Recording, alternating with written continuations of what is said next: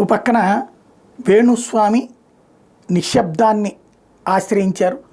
తనకి సంబంధించి జరిగినటువంటి పరిణామాలు, ఆ మధ్యన ఎలక్షన్స్ ముందు తను మాట్లాడిన మాటలు, ఆ తర్వాత జరిగిన పరిణామాలు, ఆ తర్వాత తను ఇక మాట్లాడనని చెప్పటం, ఇదంతా జరిపోయింది. అయితే ఇప్పుడు ఆయన పేరుతో వైరల్ అవుతున్నటువంటిది ఒకటి.